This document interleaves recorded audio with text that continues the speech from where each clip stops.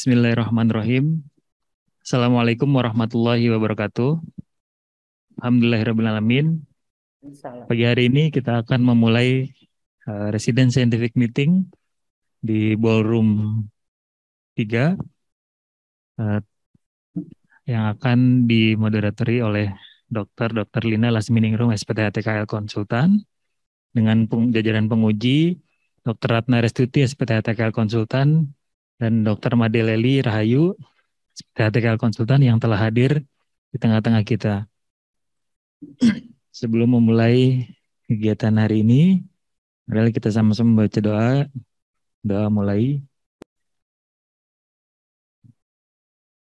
Berdoa selesai. Untuk selanjutnya, kegiatan pagi hari ini akan dipimpin oleh moderator kita, Dr. Lina Lasminingrum, SPTHTKL Konsultan. Waktu dan tempat dipersilakan, dokter. Ya, terima kasih, Dr. Anton. Selamat pagi, Assalamualaikum warahmatullahi wabarakatuh. Salam sehat buat kita semua ya. Pagi ini kita akan memasuki Resident Scientific Meeting hari kedua di saya. Selamat pagi juga kepada Dr. Leli dan Dr. Ratna. Jauh di sana. Ya, kami akan menilai adik-adik sekalian. Saya akan mulai berdasarkan urutan ya yang masuk kepada kami. Mungkin urutan pertama adalah Dr. Dagdo. Dr. Dagdo Purwohatmanudin sudah siap. Presentasi selama 7 menit dan tanya jawab diskusi selama 3 menit. Saya persilakan Dr. Dagdo. Assalamualaikum warahmatullahi wabarakatuh.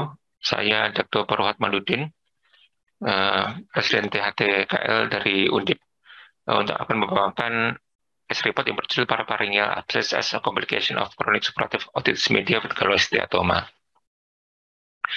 Dari pendahuluan, OMSK merupakan peradangan pada telinga tengah dari mucoperiosteum ditandai dengan keluarnya cairan dari membran timpani yang perforasi lebih dari 2 minggu atau 6 dan 3 minggu menurut literatur yang lain, di mana OMSK dapat menyebabkan komplikasi intrakarnial, intratemporal, dan ekstratemporal, di mana abses parafaring dan retrofaring merupakan entitas komplikasi yang jarang pada OMSK.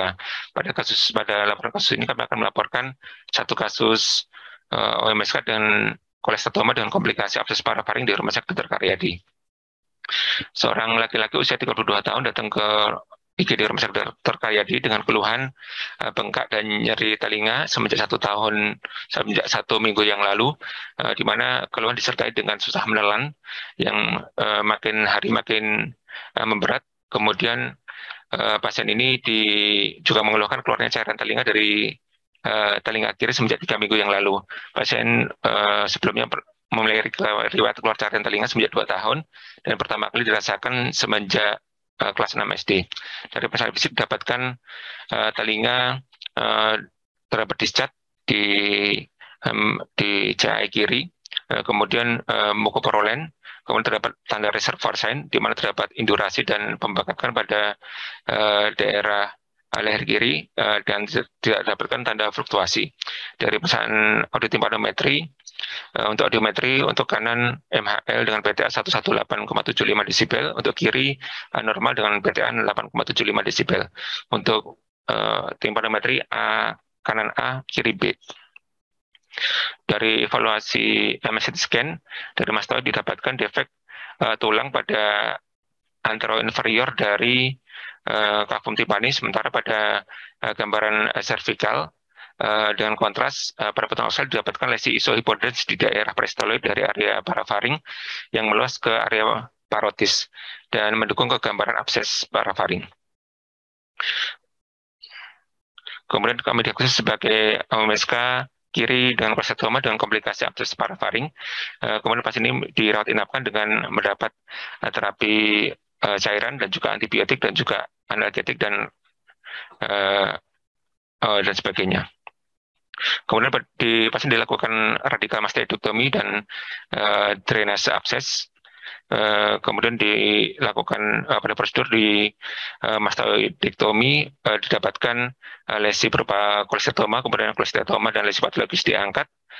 Kemudian setelah lesi patologis diangkat pada evaluasi kafum timpani dapatkan defek tulang pada anteroinferior kafum timpani, kemudian dilakukan masase dan lakukan drainase dan keluar produk berupa darah dan produk infeksi, dan di jaringan ini diangkat dan dikeluarkan sebagai, dan defek tulang ini dimanfaatkan sebagai area untuk mendrainase dari abses dan infeksi dari arah parafaring.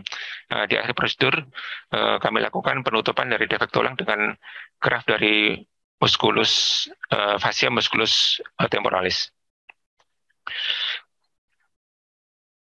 Kemudian di evaluasi pasca operasi dari hari pertama, kedua, dan ke-60 dapatkan kemajuan penyembuhan luka, di mana pada hari ke-60 luka menyembuh, hematoplasti cukup lebar, kemudian defek tulang tertutup dengan baik dan tidak dapatkan sekresi yang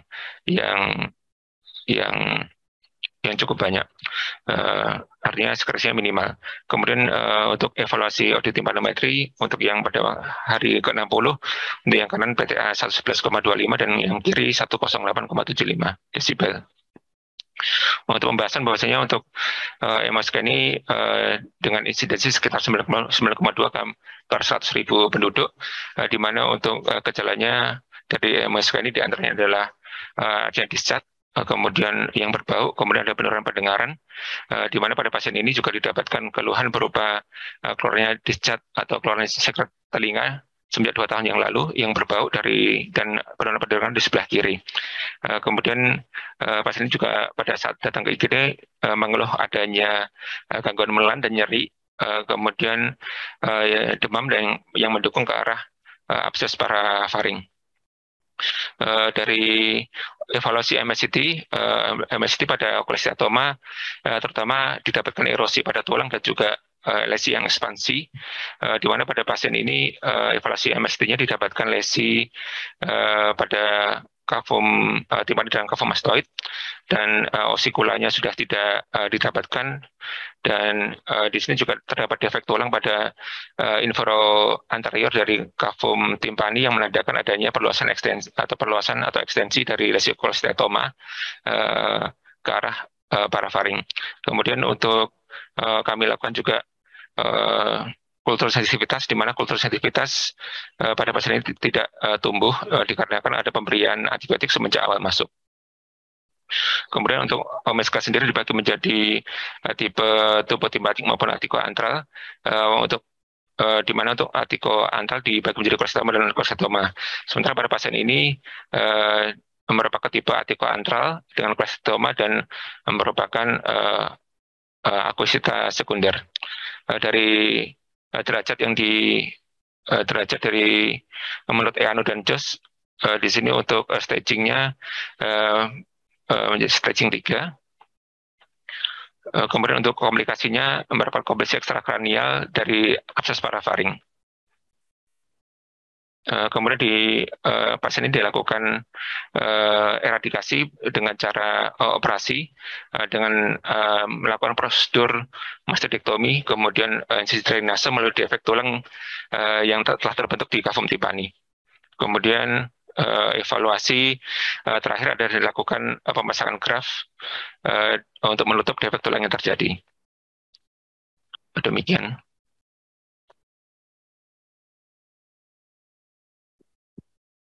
Ya, terima kasih Dr. Dagdo.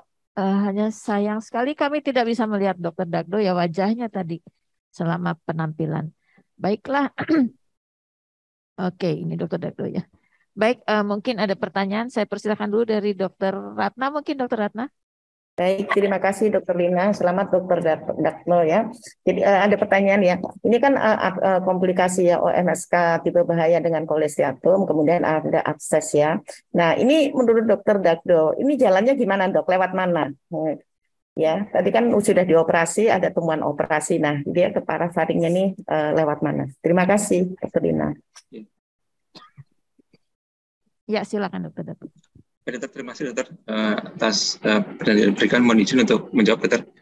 Dari lesi yang didapatkan untuk pasien ini terdapat lesi kolesteatoma di daerah kafum timpani dokter.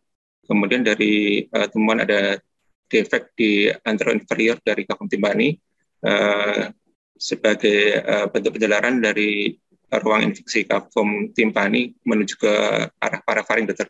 Jadi untuk penjelaran infeksinya mulai defek tulang, dokter, defek atau erosi tulang, dokter. Maaf, di CT scan juga terlihat. Jadi maksud saya temuan operasi sesuai dengan CT scan. Apakah di CT scan juga ada terlihat defek di dinding anterior? Iya, dokter. Dari gambar CT scan, dari gambaran aksial polos dan juga dari gambaran untuk koronal, dokter, terdapat defek tulang di anteroinferior dari kafum timpani, dokter. Baik, terima kasih Dr. Lina, cukup. Ya, terima kasih Dr. Ratna. Silakan Dr. Leli kalau ada pertanyaan. Terima kasih. Apa yang bisa dilakukan untuk mencegah rekarensi pada kasus ini? Terima kasih. Terima kasih, dokter. Untuk pencegahan rekarensi, perawatan pasca operasinya dilakukan dengan air toilet yang baik, terutama untuk pasca operasinya, dan juga untuk pasti diminta untuk kontrol rutin di poli, dokter. Kemudian untuk selama kontrol di poli dilakukan perawatan dari mastektominya, kemudian dilakukan air toilet yang adekuat, dan juga pasien diminta untuk tidak ada pencegahan untuk supaya tidak kemasukan air di telinga. Ya, terima kasih. Ya, baik. Terima kasih Dr. Leli. Pertanyaan dari saya, Dr. Dardo. Ini abses parafaring ya, Dr. Dardo. Jadi Anda menemukan pus itu ketika menekan leher dan keluar dari kafum timpani, betul? Betul, dokter. Dan merasa bahwa itu cukup untuk sebagai drainase absesnya. Benar, apakah dokter. Seperti itu, Dr. Dardo? Iya, dokter. Betul seperti itu? Betul, dokter. Oke, absesnya apakah cukup besar? Menurut saya agak lumayan ya. Untuk absesnya cukup. Ya, betul. Untuk produk infeksi dan produk absesnya,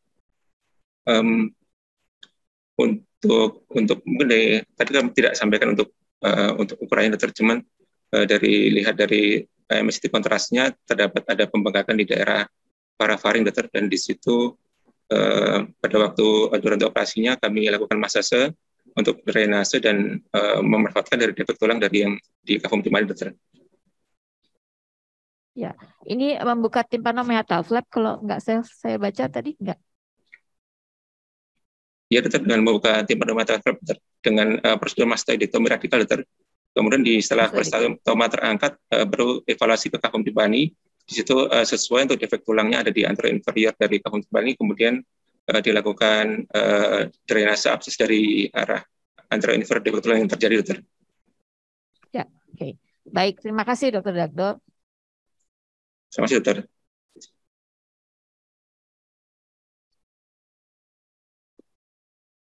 Sudah ya? Baik, selanjutnya mungkin saya panggil Pak peserta kedua.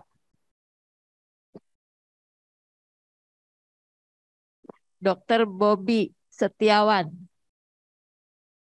Dengan judul Platelet-Rich Plasma and Amniotic Membrane as a Treatment for Traumatic Tympanic Membrane. Silakan Dr. Bobby Setiawan. Assalamualaikum warahmatullahi wabarakatuh. Perkenalkan, saya Bobby Setiawan dari Universitas Andalas. Kali ini saya akan mempresentasikan laporan kasus dengan judul penggunaan platelet-rich plasma dan membran amnion sebagai tata laksana dari perforasi membran timpani akibat trauma. Perforasi membran timpani akibat trauma merupakan kondisi yang umum kita temukan yang dapat disebabkan oleh tekanan baik secara langsung maupun tidak langsung. Mekanisme trauma itu meliputi dari peningkatan tekanan secara tiba-tiba, trauma dari cut and swab atau benda tajam, barotrauma atau luka akibat ledakan. Tata laksananya itu meliputi watchful waiting, active intervention, dan tindakan pembedahan. Active intervention kita lakukan untuk mempercepat penutupan spontan dari perforasi. Pepper patch merupakan salah satu active intervention yang bisa dilakukan. Tindakan ini menstimulasi epiteliasi, menstimulasi growth factor, dan sebagai scaffold atau penyangga dari pertumbuhan membran timpani yang baru. Platelet-rich plasma didapatkan dari whole blood dan memiliki konsentrasi growth factor yang lebih tinggi dibanding whole blood. Growth factor ini mempercepat penutupan dari perforasi membran timpani. PRP sendiri sudah banyak digunakan pada kasus perforasi membran timpani dan dikombinasikan dengan graf untuk mendapatkan hasil yang lebih baik. Membran amnion didapatkan dari lapisan paling dalam plasenta dan banyak digunakan sebagai grafting pada bagian lain, namun termasuk baru sebagai graft pada membran timpani. Membran amnion itu memiliki growth factor sehingga mempercepat dari penyembuhan luka, menurunkan inflamasi, dan menjaga epitel selama proses epitelisasi. Tujuan dari laporan kasus ini adalah menentukan keberhasilan penggunaan PRP dan membran amnion sebagai paper-patch pada kasus perforasi membran timpani akibat trauma. Laporan kasus, perempuan usia 40 tahun datang ke Poliklinik THTKL RSUP Dr. M. Jamil pada tanggal 2 Maret 2021 dengan keluhan gangguan pendengaran pada telinga kiri sejak 1 hari sebelum masuk rumah sakit. Pasien juga mengeluhkan telinga terasa penuh pada telinga kiri sejak 1 hari sebelum rumah sakit. 1 hari sebelum masuk rumah sakit, pasien ditampar pada telinga kirinya. Tidak ada keluar darah dari telinga, tidak ada riwayat keluar sekret atau darah dari telinga. Tidak ada nyeri dan tidak ada telinga berdenging. Pasien tidak sedang batuk dan demam. Pada pemeriksaan fisik, pada telinga kiri tampak tiang telinga lapang, perforasi pada daerah sentral dengan tepi yang irregular, kemudian tidak didapatkan perdarahan aktif, tampak clotting pada membran timpani, tidak tampak sekret. Pada pemeriksaan audiometri didapatkan gangguan konduksi, derajat ringan dengan ambang dengar 31,25 desibel. Pasien didiagnosis dengan perforasi membran timpani akibat trauma dan kita rencanakan untuk dilakukan tindakan office-based paper-patch meningoplasi menggunakan membran amnion dan PRP. PRP didapatkan setelah kita mengambil darah pasien sebanyak 14 cc dan dikirim ke soft tissue bank. Sementara membran amnion memang sudah tersedia di soft tissue bank dalam bentuk lembaran. Kemudian kita potong dengan ukuran 10 mili atau sebesar dari membran timpani. Laporan tindakan, kita lakukan tindakan di poli, kita posisikan pasien pada semivolar, kemudian kita lakukan aseptik dan antiseptik pada liang telinga. Kemudian kita evaluasi menggunakan endoskop, tampak perforasi pada sentral dari membran timpani dengan ukuran sekitar 2 mili. Kita lakukan tindakan lokal anestesi dengan menggunakan cotton swab dan yang sudah dibasahi dengan silokain. Kemudian PRP itu kita lapiskan pada membran amnion, kemudian yang sudah kita oleskan PRP itu kita tempelkan ke lokasi perforasi. Di lokasi perforasi itu hingga kita rapikan membran amnion hingga menutupi atau mengcover seluruh membran timpani. Kemudian telinga kiri kita tutup menggunakan kasa. Pada tanggal 23 Maret, pasien kontrol ke poliklinik, pasien tidak memiliki keluhan apapun. Tidak ada nyeri, tidak ada rasa penuh, dan tidak ada penurunan pendengaran. Pada pemeriksaan fisiknya, pada telinga kirinya, membran amnion sudah lepas dari membran timpani, kita keluarkan dengan menggunakan alligator forceps, kemudian kita evaluasi membran timpani sudah tertutup dengan sempurna.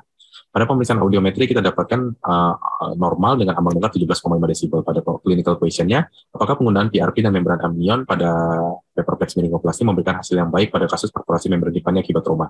Problemnya, pasien dengan perforasi membran timpani, intervensinya paper-patch meningoplasti dengan PRP dan atau membran amnion, comparisonnya paper-patch meningoplasti tanpa platelet plasma dan atau membran amnion, dan outcome-nya adalah peningkatan kecepatan penutupan dari perforasi membran timpani. Reviewnya kita melakukan literatur research di Cochrane Database, PubMed, dan Google Scholar dengan keywordnya tympanic membran perforation and platelet plasma dan tympanic membran perforation and amniotic membran. Kriteria inklusinya adalah semua pasien dengan perforasi membran timpani segala usia, perforasi dari membran timpani yang ditata laksana dengan PRP atau membran amnion, systematic review, meta-analisis, RCT, cohort, case control study, case report, atau serial case report. Kita dapatkan 41 paper yang sesuai dengan keyword. Kemudian kita lakukan screening, didapatkan 2 penelitian. Yang pertama adalah dari Yosaku, dia mengevaluasi penggunaan PRP pada kasus perforasi membran timpani yang kronis, didapatkan angka 95,8, 80, dan 85,7 penutupan pada kasus perforasi kecil, sedang, dan besar. Di mana sedang dan besar itu memerlukan tindakan berulang hingga 4 kali. Griffith melalui cohort study-nya, dia melihat efektivitas penggunaan membran amnion pada 14 pasien, di mana perforasi itu menutup 40,9%. Sementara 57,1%-nya itu menutup tapi tidak sempurna. Kemudian tidak ada penelitian atau literatur yang menggabungkan antara PRP dan membran amnion sebagai tata laksana dari perforasi membran timpani. Diskusinya, perforasi membran timpani akibat trauma ini didiagnosis berdasarkan dari pemeriksaan fisik, anamnesis, dan pemeriksaan penunjang. Dapat disebabkan oleh penetrasi, ledakan, tamparan, diving, atau barotrauma. Ukuran perforasi semakin besar, berarti semakin besar pula gangguan pendengarannya. Perforasi dapat ditata laksana dengan watchful waiting atau active intervention. Perforasi sendiri bisa menutup spontan dengan rata-rata close rate-nya 70-90%, namun memiliki waktu yang lebih lama. Berdasarkan penelitian oleh Liam et al. Yang membandingkan antara watchful waiting dan paper patch, pada meta-analisis ini penutupan dengan paper patch lebih tinggi, yaitu 91,95% dibandingkan watchful waiting yang 85,23%. Pada penelitian ini direkomendasikan penggunaan paper patch pada setiap kasus trauma perforasi membran timpani akibat trauma yang akut. Anwar et al. Menggunakan PRP pada meningoplasti pada kasus perforasi membran timpani yang kronis. Mereka menggunakan platelet plasma, kemudian mereka bentuk seperti hourglass atau jam pasir, kemudian mereka masukkan ke dalam lokasi perforasi, di mana angka keberhasilan mencapai 84%. Yoasuka melakukan miringoplasti menggunakan PRP pada 118 pasien, kemudian mereka kombinasikan dengan AT kolagen sebagai scaffoldnya, dan mendapatkan hasil yang memuaskan, walaupun angka reoperasi itu meningkat seiring dengan peningkatan ukuran perforasi.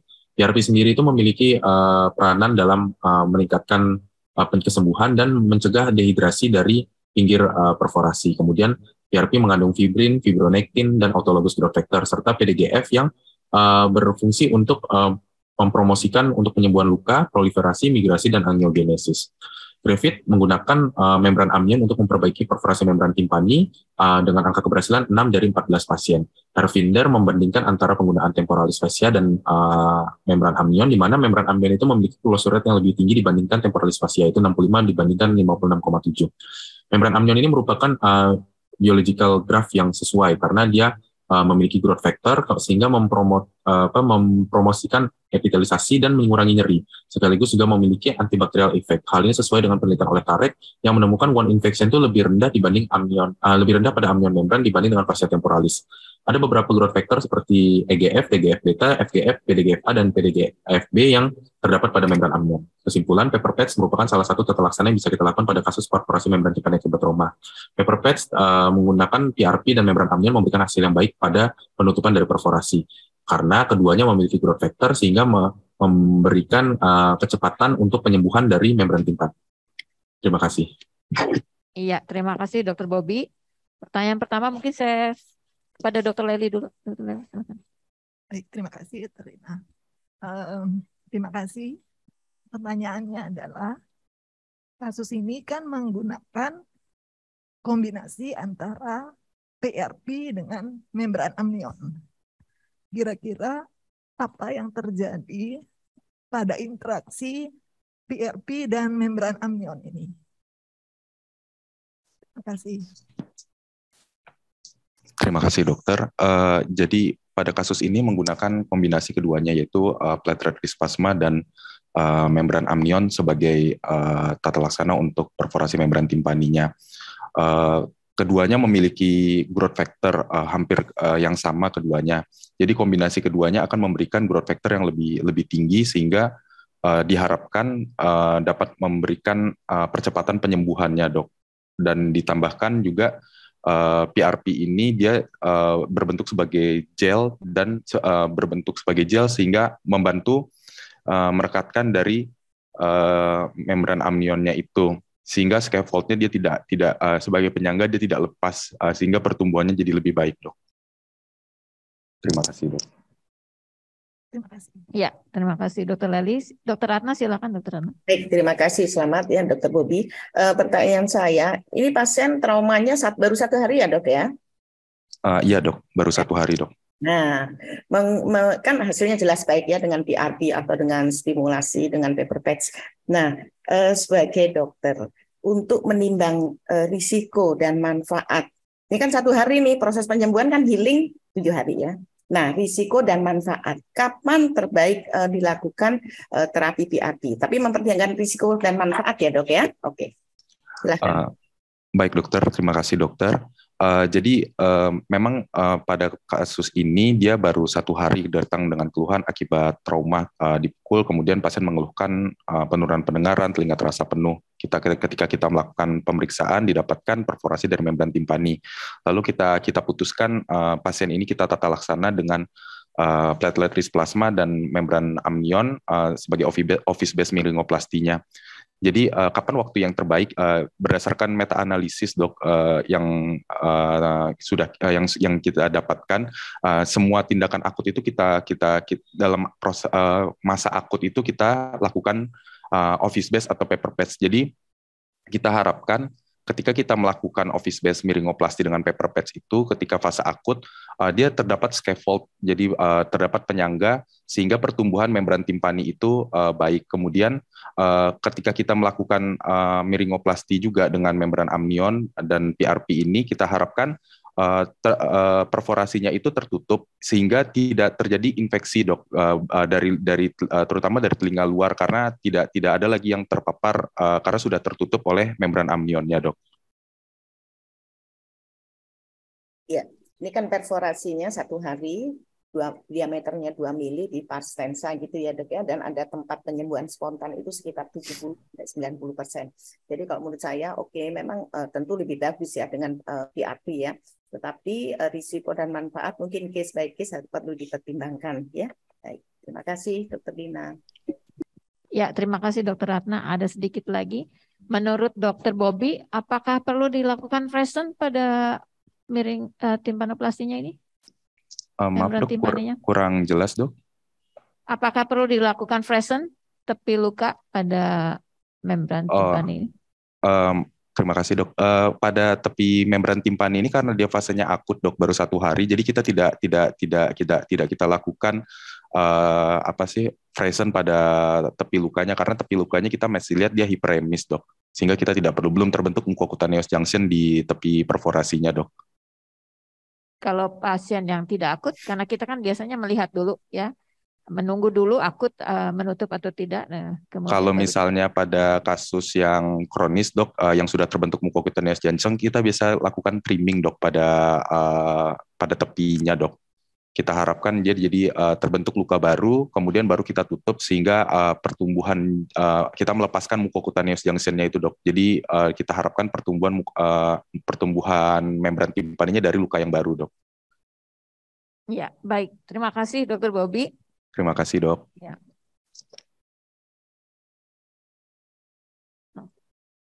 Selanjutnya saya panggil peserta ketiga adalah Aini.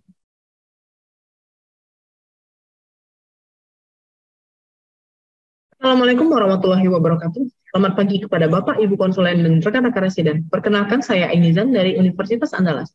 Saya akan mempresentasikan laporan kasus yang berjudul Aplikasi Platelet Rich Plasma dan Cartilago pada Rekonstruksi Dinding Posterior Liang Telinga. Otitis media supuratif kronik merupakan infeksi kronik pada telinga tengah yang ditandai adanya perforasi pada membran timpani dan keluar cairan dari telinga lebih dari 2 bulan. OMSK tipe kolesteatom bersifat progresif, dapat mendestruksi tulang dan membuat nekrosis pada jaringan lunak yang lama-kelamaan bisa menyebabkan komplikasi. Insidensi terjadinya kolesteatom 3-15 per 100.000 orang per tahun. Platelet rich plasma merupakan produk autologus yang berasal dari darah melalui proses sentrifugal. PRP aman dan efektif mendukung proses alami dari penyembuhan luka, rekonstruksi jaringan lunak, dan rekonstruksi tulang, serta mendukung regenerasi jaringan dan menginduksi pertumbuhan tulang. Hal ini sangat masuk akal untuk rekonstruksi dinding posterior liang telinga. Manajemen pembedahan terkini pada OMSK tipe kolesteatom diikuti rekonstruksi dinding posterior liang telinga. Karena terbukti aman, mastoid anchoring bahkan bisa membuat ambang dengar di level yang mendekati normal. Material yang digunakan yaitu berupa graf autologus dan material sintetik. Kombinasi PRP dengan jaringan lunak dan cartilago mendukung regenerasi jaringan jaring.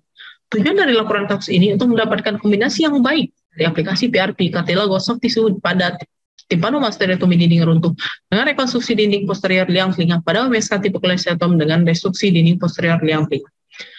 Laporan kasus seorang laki-laki 53 tahun datang dengan keluhan utama keluar cairan dari telinga kiri yang terus-menerus dan memberat sejak 3 bulan yang lalu. Keluar cairan diawali sejak 5 tahun yang lalu, keluar cairan terutama bila demam, batuk, dan cairan berwarna kuning, kadang bercampur darah dan disertai bau busuk. Penurunan pendengaran telinga kiri sejak 5 tahun yang lalu, nyeri telinga kiri dirasakan sejak 5 bulan yang lalu.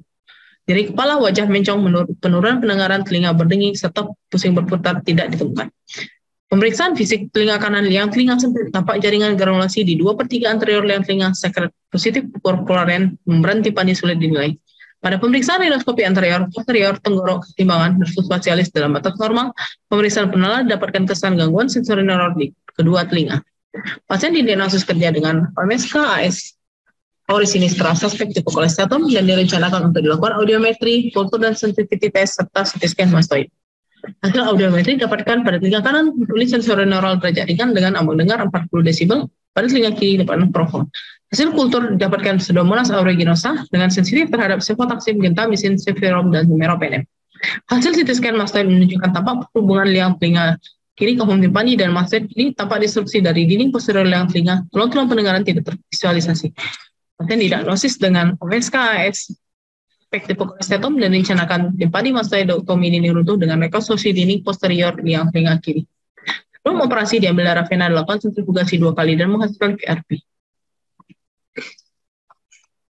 Operasi dimulai dengan prosedur aseptik dan antiseptik. Diambil fascia temporalis untuk graf. Setelah mastoid terpapar dilakukan pengobaran hingga tampak jaringan menyerupai kolesteatom pada kafu mastoid dan dikeluarkan serta dibersihkan. Pengobaran diteruskan hingga antrum jaringan patologis kembali dibersihkan. Cartilago congka dipersiapkan untuk rekonstruksi dinding posterior liang telinga. Graf fascia temporalis profunda diletakkan secara underlay, difiksasi dengan spongostan dan PRP. Dilakukan pembuatan obliterasi pada kafu mastoid. Cartilago diletakkan dan difiksasi dengan spongostan serta platelet rich plasma. Luka dijahit dan dipasang perban. Operasi selesai. Pada follow-up minggu kedua, bulan ketiga, bulan ke-6, tidak terdapat keluhan pada pasien. Keluar cairan dari telinga tidak ada, yang telinga lapang. Yang didapatkan yaitu untuk problem pasien dengan OMSK tipe kolesteatom dengan destruksi dinding posterior liang telinga. Pada intervensi dapatkan timpanomastoidektomi dinding runtuh dengan rekonstruksi dinding posterior liang telinga dengan aplikasi PRP cartilago dan soft tissue. Tidak ada comparison pada makalah ini. Outcome yang didapatkan meningkatkan penyembuhan luka, bentuk yang smooth dan mencegah komplikasi. Metode yang didapatkan literatur diambil dari 10 tahun terakhir dengan mengambil dari Cochrane, PubMed, Google Scholar dengan kata kunci sebagai berikut. Kriteria inklusinya yaitu aplikasi cartilago, soft tissue dengan PRP dan rekonstruksi dinding posterior kanal dan obliterasi mastoid dengan PRP. Kriteria inklusi berupa pasien tanpa destruksi dinding posterior liang telinga, OMSK tanpa kolesteatom, serta rekonstruksi tanpa PRP. Dari strategi pencarian didapatkan dengan total 8 dan menghasilkan critical assessment berupa 1.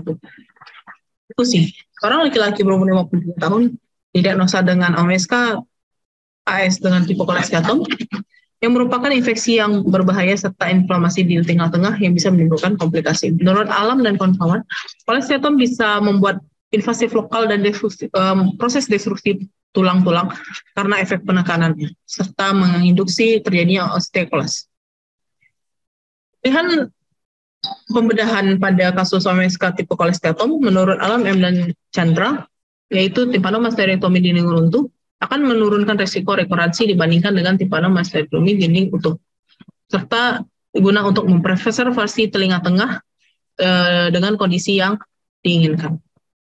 Menurut Elbari dan kawan-kawan, timpanomastoidektomi dinding runtuh dan rekonstruksi dinding posterior liang telinga akan menurunkan rekurensi terjadinya kolesteatom dan mencegah adanya pembentukan retraksi pocket post-operasi karena terbentuknya kolesteatom.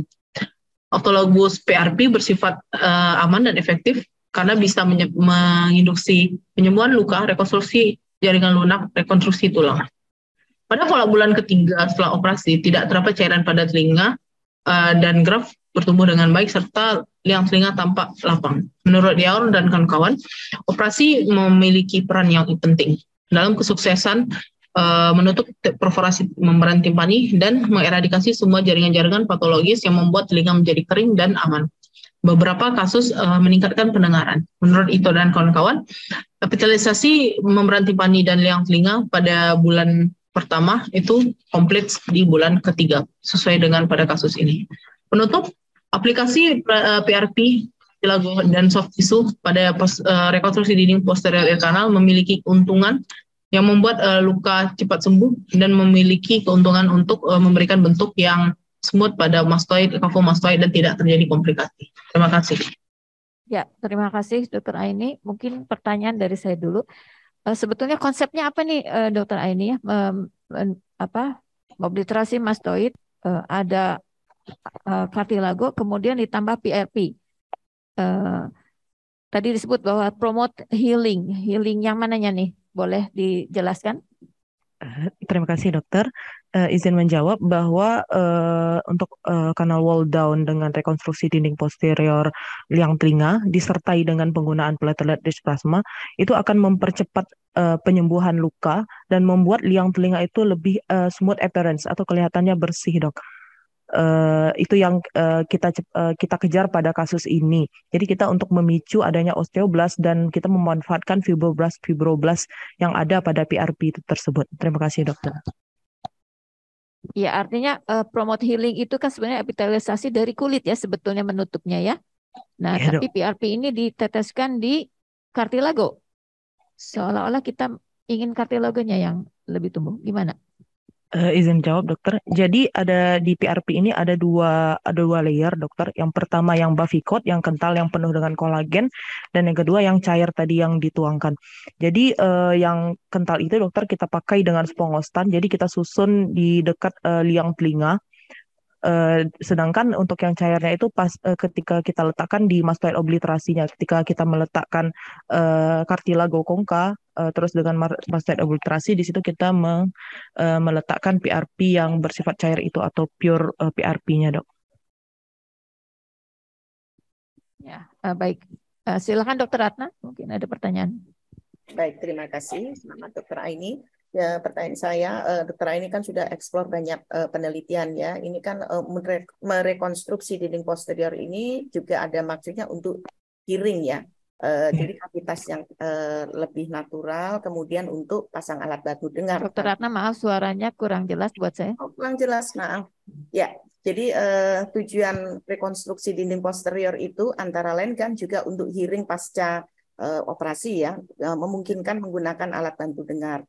Nah, setelah Dokter Aini banyak mengeksplorasi kepustakaan, berapa angka keberhasilan pendengaran pasca operasi pada pasien-pasien yang direkonstruksi dinding posterior dengan yang tidak? Ya, terima kasih. Terima kasih pertanyaannya dokter. Untuk izin menjawab dok, untuk level pendengaran setelah pasca rekonstruksi atau tidak itu tergantung dari preoperasinya. Pada pasien dengan preoperasinya itu audiometri terdapat profound, itu kita harapkan rekonstruksi itu untuk menggunakan hearing aid. Tapi ada beberapa literatur, ada sekitar dari sekian banyak literatur untuk PRP ini saya baru menemukan 2. Dikatakan bahwa dengan rekonstruksi dinding liang telinga pada pasien yang derajat pendengarannya tidak profound atau tidak begitu berat, itu bisa dikatakan bisa almost normal level hearing level gitu, seperti itu dok. Terima kasih. Iya, jadi mungkin dipilah-pilah ya kasusnya ya untuk pendengaran ya, karena ini juga berkaitan dengan informed consent sebelum operasi kepada pasien ya. Baik, cukup Dokter Lina, terima kasih. Ya, terima kasih Dokter Ratna. Masih ada waktu, silakan Dokter Leli. Terima kasih. Untuk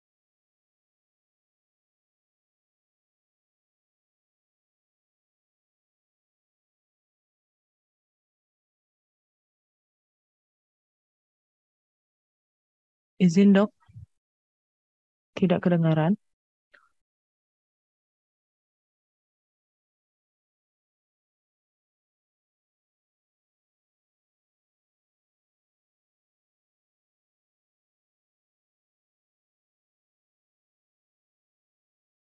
atau komplikasi yang bisa timbul pasca tindakan. Terima kasih. Izin menjawab dok, untuk komplikasi pasca tindakan kanal wall down itu biasanya terjadi perdarahan dan nyeri. Tapi dengan kita menggunakan PRP ini, jadi kita harapkan bahwa perdarahan itu akan minimal karena dia akan sekalian untuk penghentian perdarahan. Jadi kita harapkan dengan penggunaan PRP ini kita harapkan no complication gitu dok, untuk advantage-nya. Terima kasih dok. Ya, maksudnya itu kerugian pemakaian kombinasi PRP dengan kartilago. Ada tidak?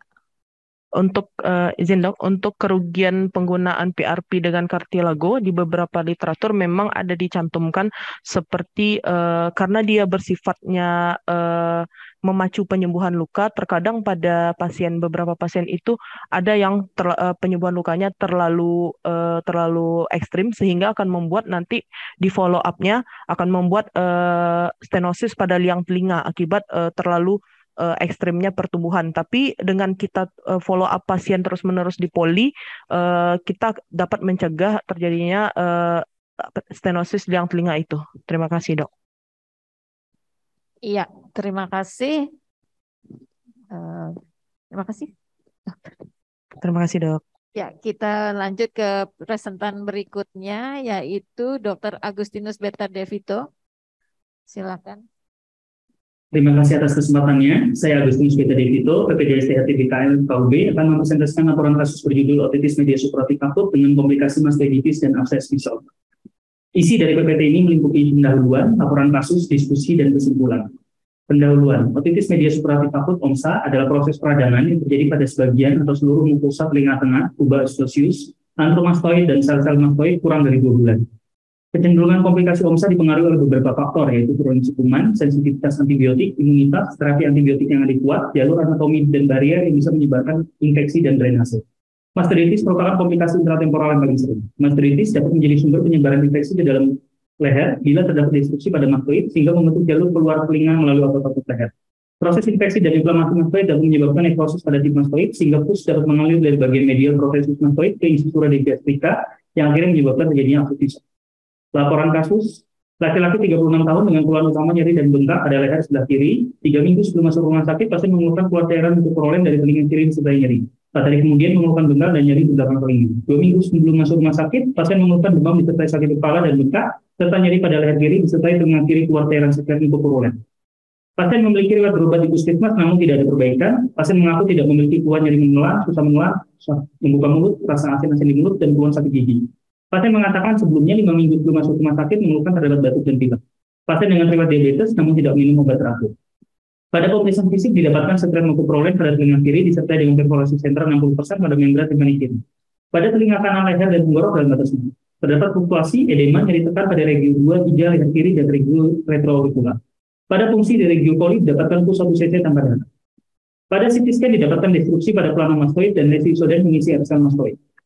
Planning, pasien direncanakan insisi drainase GA, injeksi ampicillin sulbactam, injeksi metronidazole, injeksi ketorolac, diberikan afloxacin tetes 2x6 tetes telinga kiri, cuci telinga dengan NS, glimepirid 1x2 mg sesuai tes penyakit dalam, diet 1.600 kilokalori ekstra protein sesuai tes penyakit dalam. Dilakukan tindakan insisi drainase, dilakukan eksplorasi cara tumpul ke arah submandibula sinistra dan mastoid sinistra, didapatkan pus 100 cc, kemudian dilakukan pemasangan drain NGT sebanyak 2 buah ke arah submandibula sinistra dan mastoid sinistra. 1 minggu setelah insisi drainase, regio coli 2, 3, dan retroaurikular tidak terdapat fluktuasi, durasi, dan hiperemis, edema dan nyeri tekan minimal, pus dan darah tidak ditemukan. Hasil kultur pus didapatkan staphylococcus aureus sensitif terhadap ampicillin sulbactam. Selanjutnya pasien direncanakan timpanomastoidektomi. 3 minggu setelah insisi drainase abses visor didapatkan perforasi sentral 60% kering pada membran timpani sinistra dengan hasil audiometri didapatkan telinga kanan ambang dengar 13,75 dan telinga kiri 38,75. Pada tes Weber lateralisasi ke telinga kiri atau pada telinga yang sakit, kemudian timpanometri kanan A dan kiri.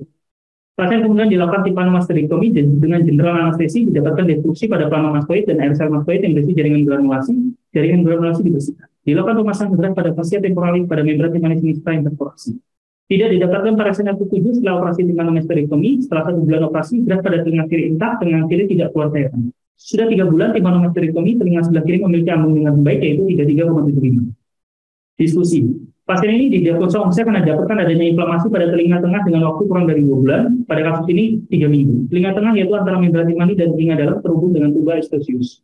Batuk dan pilek sebelumnya menyebabkan edema mukosa dan obstruksi pada luman tuba eustachius. Pasien merupakan penderita diabetes mellitus sehingga memiliki kecenderungan memiliki masalah imunokompromis, di mana apabila pasien yang terinfeksi oleh virus dan bakteri akan memberikan respon imunitas yang kurang baik dalam mengatasi proses inflamasi pada telinga yang terinfeksi. Hal ini dapat mengakibatkan terjadinya komplikasi dan memperberat kondisi umum pasien. Komplikasi OMSA yaitu mastoiditis dapat menjadi sumber penyebaran infeksi ke daerah leher bila terdapat destruksi pada mastoid hingga membentuk jalur keluar telinga melalui otot-otot leher. Penyebaran akses mastoid ke daerah leher tersebut dinamakan abses visor yang merupakan komplikasi yang sangat jarang dari OMSA dan mastoiditis. CT scan potongan bone window dan dapat memberikan informasi melihat struktur tulang seperti destruksi korteks mastoid pada akses atau destruksi trabecular sel-sel mastoid pada mastoiditis, sedangkan CT scan kepala soft tissue memberikan informasi mencakup batas dan luasnya akses pada kecurigaan abses visor. Abses visor dapat menyebar sampai ruang submandibula, ruang vertikal posterior dan perivertebra. Dapat meluas ke ruang karotis, prevertebra, danger space hingga ke mediastinum sehingga penatasan insisi drainase yang cepat dan tepat dapat mencegah terjadinya komplikasi mediastinitis dan sepsis yang dapat meningkatkan ancaman mortalitas pada pasien ini. Bakteriologi mastoiditis sama dengan OMSA dan abses visor, yaitu keterlibatan Streptococcus pneumoniae dan Haemophilus influenza sebagai patogen utama, sehingga penggunaan vaksinasi Streptococcus pneumoniae dan Haemophilus influenza merupakan faktor penting untuk mencegah terjadinya OMSA. Pada pasien ini didapatkan hasil audiometri dengan telinga kanan ambang dengar normal yaitu 13,75 dan telinga kiri ambang dengar 38,75 dan setelah timpanomastektomi didapatkan ambang dengar 33,75 dengan polikondiksi ringan.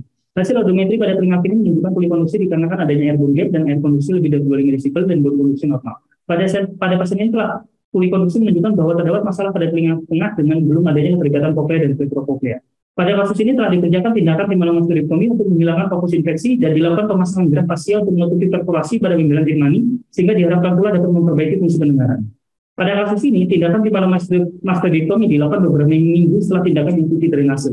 Hal ini diputuskan dengan pertimbangan tindakan timpanomastoidektomi segera pada akses visual dapat mengakibatkan terjadinya perdarahan baik saat operasi maupun setelah operasi, waktu operasi dan perawatan yang lebih lama. Hal ini didasarkan dengan paradigma bahwa operasi pada kasus inflamasi akut lebih susah dan memiliki resiko tinggi daripada kasus yang inflamasinya ditangani terlebih dahulu.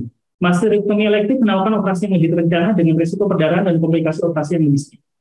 Kesimpulan, ketepatan dalam mendiagnosa besar dengan komplikasi mastoiditis dan aktif bisop bisa dilakukan dengan melakukan anamnesis dan pemeriksaan fisik yang baik. Pemeriksaan CT scan kepala leher dengan dan tanpa kontras merupakan gold standar dalam membantu diagnosis. Terapi untuk kasus ini terdiri atas antibiotik yang diberikan secara empiris yang kemudian disesuaikan dengan hasil tutur kuman dan tindakan berupa insisi drainase akses serta timpanomastoidektomi. Terima kasih. Ya, terima kasih Dr. Agustinus. Silakan Dr. Ratna, ada pertanyaan.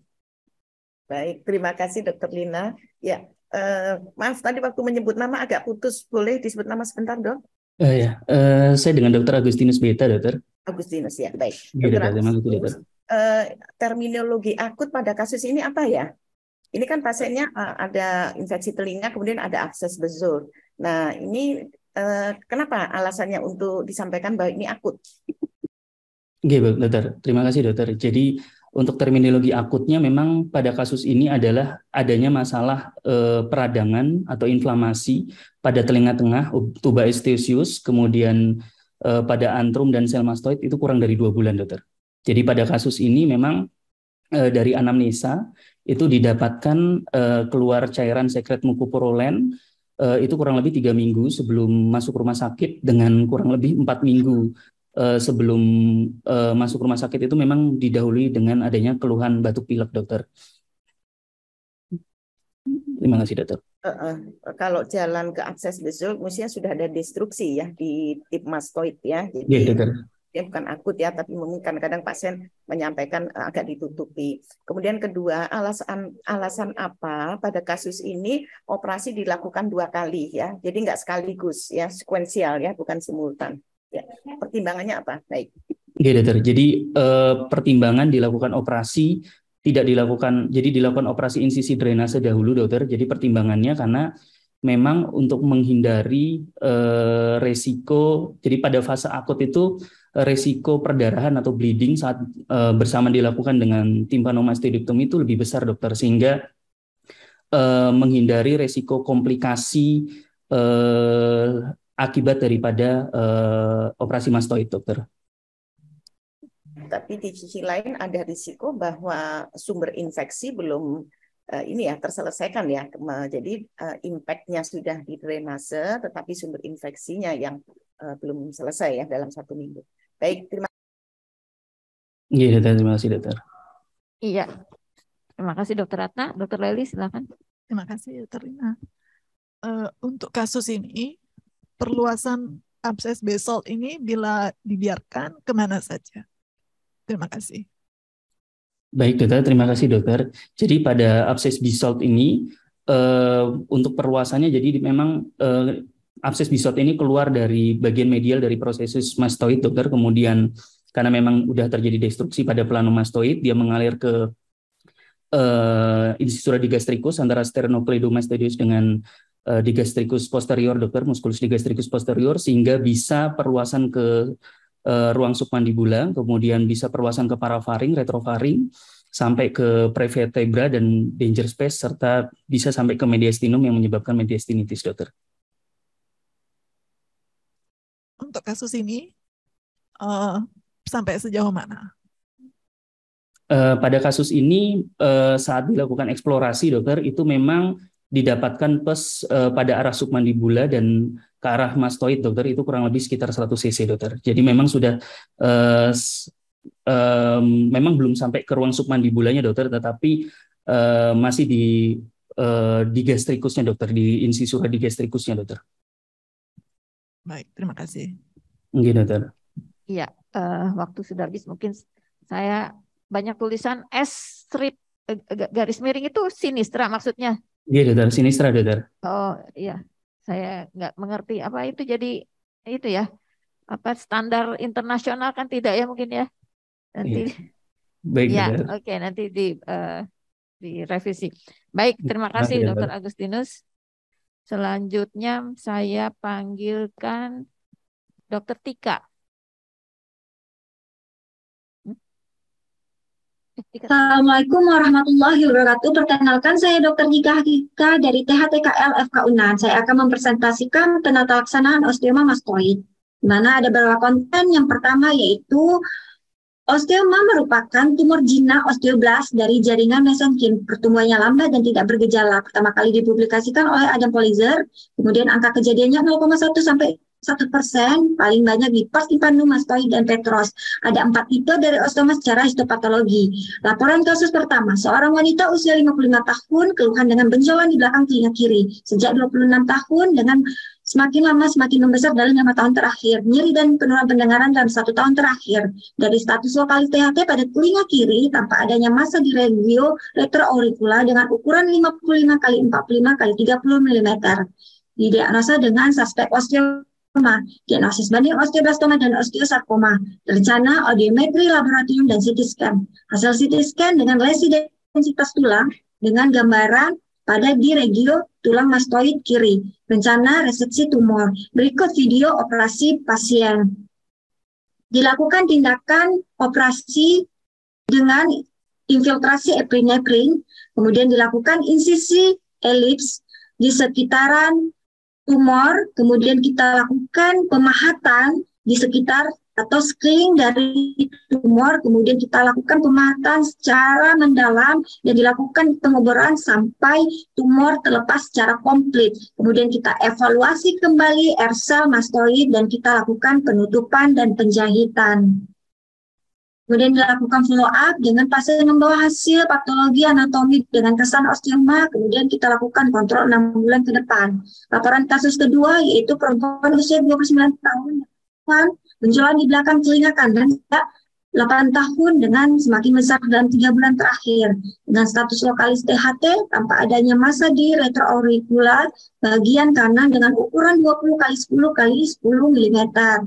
Diagnosis dengan suspek osteoma tulang temporal, dilakukan pemeriksaan lanjutan audiometri laboratorium dan CT scan. Dengan hasil CT scan adanya penonjolan pada tulang mastoid pada retroauricula kanan dengan ukuran 10,3 x 15,5 x 16,6. Kita rencanakan untuk reseksi tumor. Berikut merupakan video operasi pasien. Dilakukan infiltrasi pada regio retroauricula kanan, kemudian kita lakukan insisi secara elips sampai tulang mastoid terpapar, kemudian tanpa adanya massa atau tumor, kemudian kita sisihkan dan kita pastikan sampai sekeliling dari tumor, kemudian kita lakukan pemahatan sekeliling dari tumor sampai pengangkatan secara komplit, kemudian kita evaluasi kembali R-cell mastoidnya, R-cell mastoid normal. Dilakukan follow up hari ke-7, kemudian dengan hasil membawa hasil histopatologi dengan kesan osteoma, kemudian kita anjurkan untuk kontrol 30 hari ke depan. Dari hasil clinical patient, pasien dengan osteoma, kemudian intervensinya resesi tumor secara komplit dan intervensinya tidak ada pendekatan non-surgical dan outcome-nya dengan secara komplit normal R-cell dengan angka referensinya sangat rendah dan jarang. Metode dan hasil dari literatur 87 dari total 2 dengan laporan kasus yang sama. Ke diskusi, di mana epidemiologinya perempuan lebih banyak dibandingkan laki-laki dengan angka yang tertinggi di dekade ke-6. Lokasi paling banyak di mastoid sesuai dengan laporan kasus kita. Dari etiologi, dari trauma sampai ke genetik, pada laporan kasus ini etiologinya tidak teridentifikasi. Kemudian dari gejala, secara umum tidak bergejala karena pertumbuhan yang sangat lambat. Kemudian jika bergejala, kita harus pikirkan dengan keluhan nyeri dan penurunan pendengaran. Dengan ukuran didapatkan di literatur dengan Ukuran 5 cm dikatakan JN osteoma. Adapun diagnosis banding osteoid osteoma, benign osteoblastoma sampai ke osteoblastik metatasis. Mana untuk penata laksanaan dengan pendekatan pembedahan dengan identifikasi secara simptomatik dan alasan kosmetik. Komplikasi dari pembedahan yang paling banyak itu kerusakan dari nervus facialis. Adapun tumor yang ekstensif itu akan menyebabkan penurunan pendengaran sensori neural akibat pengeboran di tulang temporal. Kesimpulan, osteoma mastoid sangat jarang terjadi dengan pertumbuhan yang sangat lambat dan sering tidak bergejala. Dilakukan reseksi secara komplit merupakan pilihan utama. Angka referensinya sangat rendah dan jarang. Terima kasih. Wassalamualaikum warahmatullahi wabarakatuh. Iya, terima kasih Dr. Tika. Saya persilakan Dr. Leli. Terima kasih Dr. Lina. Tumor ini kan tumor jinak ya. Untuk kasus ini, bagaimana kira-kira upaya untuk mencegah rekarensinya? Terima kasih. Baik dok, terima kasih dok. Yang pertama, untuk angka rekurensinya dari berbagai literatur ini belum ada tertera pasti, namun menyebutkan di literatur memang sangat sedikit atau bahkan dan tidak sama sekali terjadi angka rekurensi. Namun hal ini kita harus memperhatikan setelah kita lakukan tindakan pasca operasi, kita yang harus kita perhatikan untuk follow up selanjutnya. Yang paling utama yaitu dari komplikasinya yang akan bisa ditimbulkan pasca operasi, seperti kerusakan dari nervus facialis, bahkan dari penurunan pendengaran sampai gangguan pendengaran sensori neural akibat dari pengeboran pasca operasi. Mungkin untuk untuk tahapan follow up-nya yang kita perlu perhatikan. Terima kasih, dok. Ya, maksudnya pada saat operasi, apa yang bisa dilakukan untuk mengetahui atau mencegah residif dari tumor ini?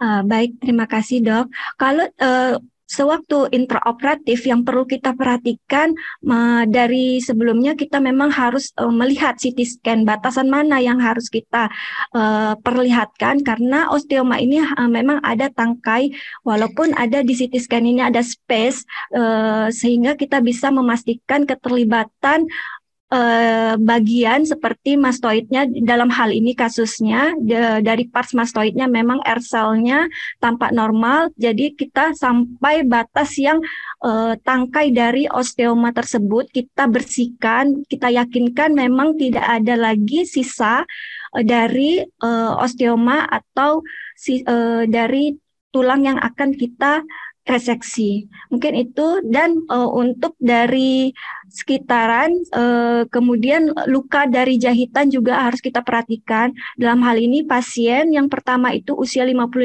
tahun, mungkin elastis dari kulit juga akan mempengaruhi proses penyembuhannya untuk kosmetik dari pasien. Terima kasih dok. Terima kasih. Ya, baik Dokter Tika, saya ingin bertanya, saya tertarik dengan penurunan pendengaran nih ya. Pasiennya ada penurunan pendengaran dan kemudian kehati-hatian untuk tidak terjadi SNAL pada pasca pengeboran. Boleh dijelaskan? Ya benar dok, dari literatur ada komplikasi yang harus kita perhatikan, yaitu penurunan pendengaran yang mengakibatkan gangguan sensori neural, yaitu di sini menurut dari OSHA untuk keamanan noise dari pasien jika dilakukan pengeboran itu maksimal 110 desibel. Jika terlalu berlebih dalam waktu lebih dari 0,5 atau setengah jam kita melakukan pengeboran terus-menerus akan mengakibatkan komplikasi yang tidak kita harapkan. Dalam hal ini yaitu penurunan pendengaran yang sensori neuralnya dok, gangguan dari pendengaran pasien. Baik, Dokter Ratna ada pertanyaan dok? Cukup Dokter Lina, yang saya yang mau tanyakan sudah dijawab. Terima kasih tentang pendengar. Terima kasih. Baiklah, terima kasih Dokter Tika. Terima kasih dok. Baik, selanjutnya kita panggil presentan terakhir. Saya panggil Dokter Indra. Assalamualaikum warahmatullahi wabarakatuh. Saya Rinda Putri Anggraini dari THTKL FKUNS. Saya akan mempresentasikan serial laporan kasus saya yang berjudul Manajemen Kolesteatum Eksterna Grade 2 dan 3 Laporan Kasus Berbasis Bukti. Insiden kolesteatum tahunan dilaporkan 3 per 100.000 pada anak dan 9,2 per 100.000 pada orang dewasa. Kolesteatum adalah massa dari jaringan epitel squamous penghasil keratin yang menyerupai kantong kulit di telinga tengah. Gambaran klinis tersering adalah unilateral otalgia dan otoreks. Di sini saya memiliki 3 kasus. Pasien yang pertama, perempuan usia 20 tahun datang ke RS Moardi dengan keluhan nyeri telinga kanan sejak 3 tahun yang lalu. Keluhan dirasakan terus-menerus, semakin lama semakin memberat. Keluhan disertai dengan keluar cairan berwarna putih bening. Dan pasien juga memiliki riwayat operasi sebelumnya. Pasien memiliki riwayat sering mengkorek telinga. Untuk pemeriksaan telinga kanan didapatkan liang telinga lapang, didapatkan defek pada dinding posterior liang telinga, membran timpani intak, dan dilakukan pemeriksaan audiometri didapatkan nilai 20, desibel normal giring. Pada CT scan didapatkan gambaran lesi solid disertai dengan destruksi pada air selule mastoid kanan yang mengarah gambaran mastoiditis kanan. Lalu kita asesmenkan dengan kolesteatum eksterna grade 3 auris dex dan dilakukan terapi kolesteatum ekstraksi dengan modified radical mastoidectomy dan meatoplastic auris. Untuk pasien yang kedua, laki-laki 19 tahun dengan keluhan nyeri telinga kanan sejak 1 tahun yang lalu. Keluhan dirasakan terus-menerus dan memberat sejak 2 minggu yang lalu. Keluhan disertai dengan keluar cairan berwarna putih bening. Pasien juga memiliki riwayat sering mengkorek-korek telinga dengan kata lembat. Pada pemeriksaan telinga kanan didapatkan LT lapang, didapatkan jaringan kolesteatum yang menutupi membran timpani sehingga membran timpani sulit dievaluasi. Dan dilakukan audiometri dengan hasil 20,25 desibel normal giring. Pemeriksaan CT scan didapatkan gambaran kronik otitis eksterna et media kanan disertai dengan erosi pada skutum dinding inferior osmastoid kanan DD mas. Kami asesmenkan dengan eksternal kolesteatum grade 2 auristra dan dilakukan terapi kanaloplastik dan rekonstruksi pada CAE auris dextra. Untuk pasien yang terakhir, perempuan 36 tahun datang dengan keluhan nyeri telinga kiri 1 tahun yang lalu. Nyeri telinga dirasakan terus-menerus, semakin lama semakin memberat. Keluhan juga disertai dengan keluar cairan putih bening tidak berbau. Pasien mengeluh penurunan pendengaran pada telinga kiri dan juga keluhan telinga berdenging. Pasien memiliki riwayat sering mengkorek-korek telinga dengan kata lembat. Pada pemeriksaan telinga kiri didapatkan LT lapang,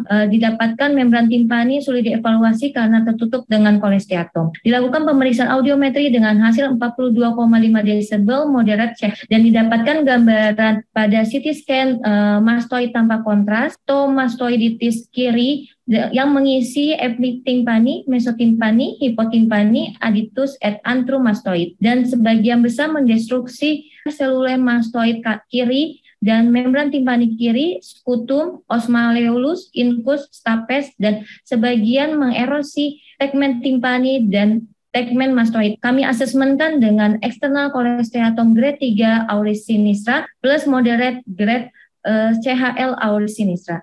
Dan kami lakukan terapi kolesteatum ekstraksi dengan CWD kanal wall down mastoidectomy auris dextra. Temuan pada satu operasi pada pasien pertama itu didapatkan MT intak, didapatkan osikel, jaringan kolesteatum dan granulasi pada dinding posterior CAE dan kafumas. Lalu pasien yang kedua didapatkan MT intak, LT baik, tampak destruksi minimal di dinding posterior CAE sebelah kanan. Lalu untuk pasien yang ketiga didapatkan MT intak dan tampak setelah dilakukan operasi kita follow up dan kita nilai pada hari H+90 ketiga pasien didapatkan MT intak, LT lapang dan tidak ada discharge. Lalu dilakukan pemeriksaan audiometri. Pasien pertama 21,25 desibel normal hearing, pasien kedua 22,25 normal hearing dan pasien ketiga didapatkan nilai 47,5 desibel moderate CHL. Lalu dilakukan metode untuk pencarian literatur menggunakan